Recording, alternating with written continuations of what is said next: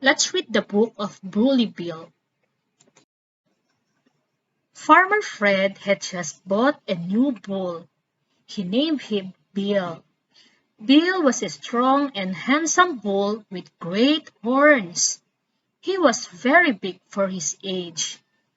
Farmer Fred got Bill the bull loaded into the trailer and headed back home to his farm.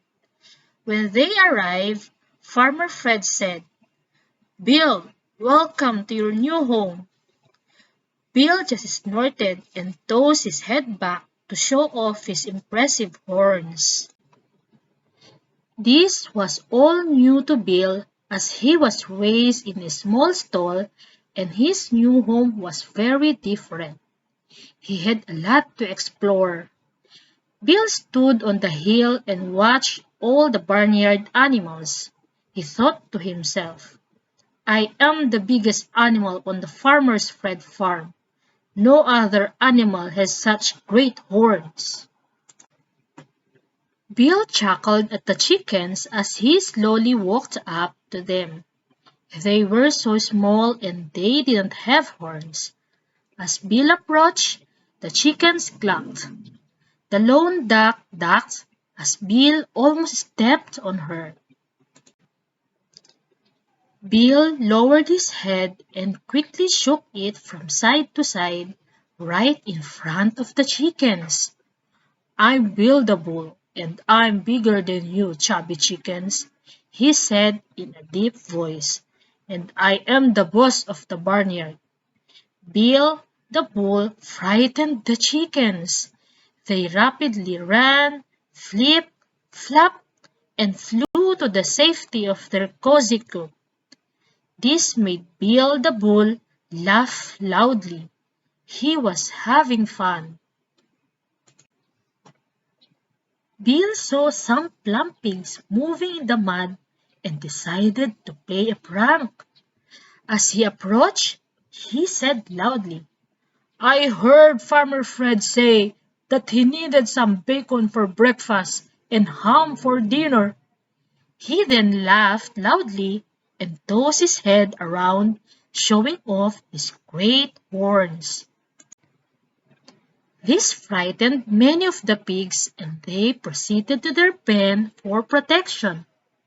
The biggest pig, named Porkchop, walked up to Bill and said, "You are a very mean bull, Bill." Bill snorted a reply, "Well, you have a big flat nose, a tornado tail, and big ears. Also, you are dirty and smelly." Then Bill lowered his head, snorted a great snort, and shook his horn at Porkchop. Porkchop was a wise old pig and knew what Bill was doing. He wouldn't be bullied by any bull, even Bill. Now, Bill, the bullying bull, was expecting Porkchop to mash through the mud and proceed to the pen for protection. But Porkchop just stood there looking at him.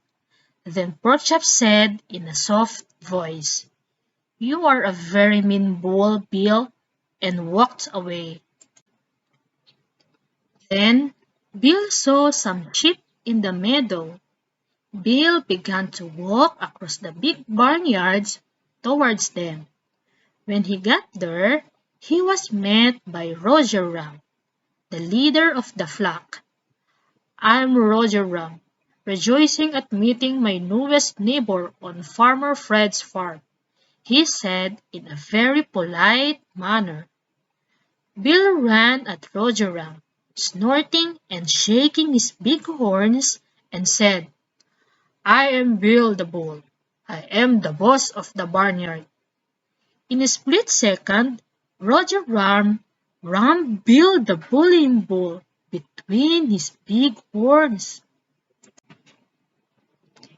Bill, the bullying bull, looked at Roger Ram and said, "All that white curly hair might give you lots of flares, but you run like a eel." Then Bill backed up.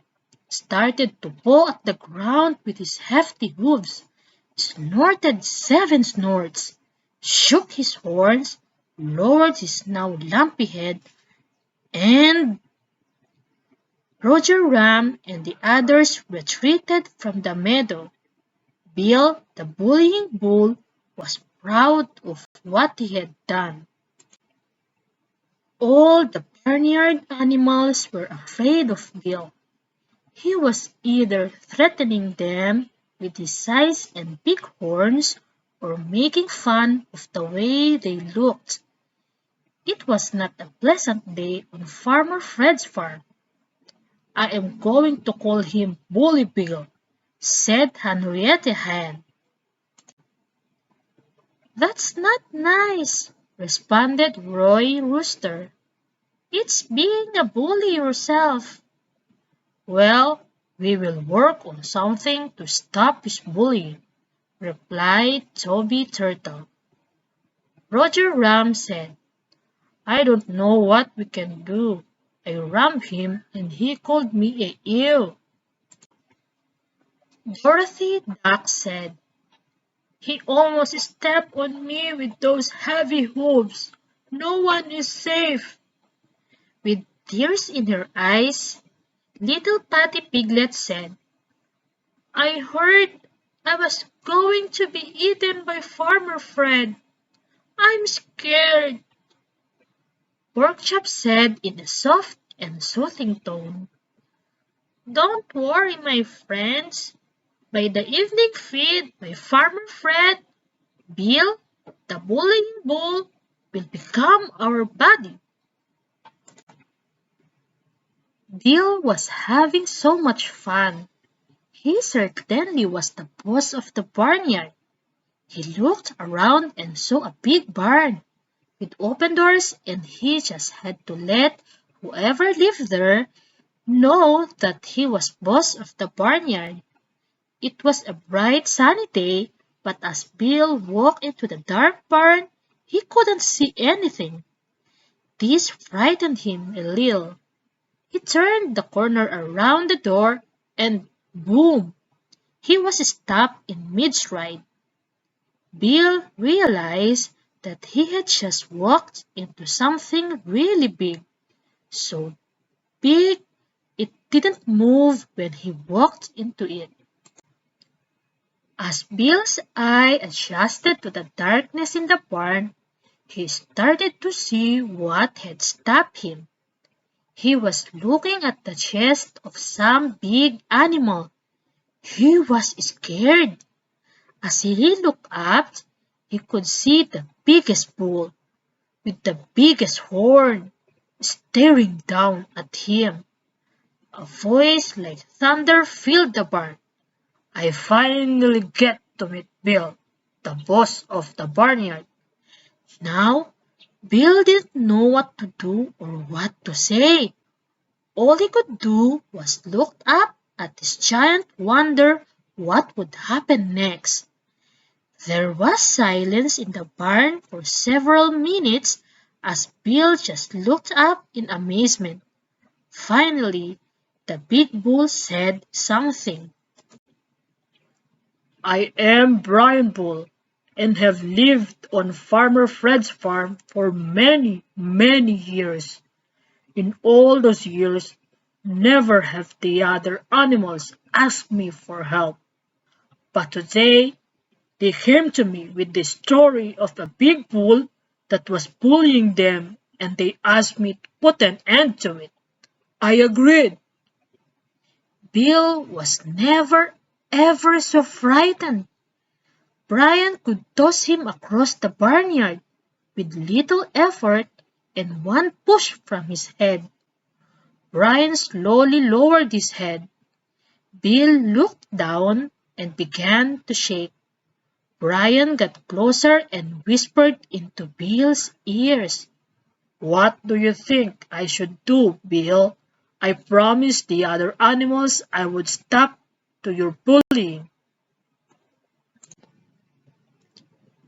"I have never been so frightened in my life, and I know how the other animals must have felt. Bill began to sob a little. I now know how it feels to be bullied, and you didn't even really bully me. I have learned my lesson, and I will go out and apologize to all the animals and ask them to forgive me. You don't have to, Brian said. You already have. As Bill turned around, he saw all the other animals standing in the doorway. Here, pig, pig, pig, come on, chick, chick. The animals heard Farmer Fred calling them for the evening feed. Porkchop walked over to Bill and said, Come on, buddy, let's eat.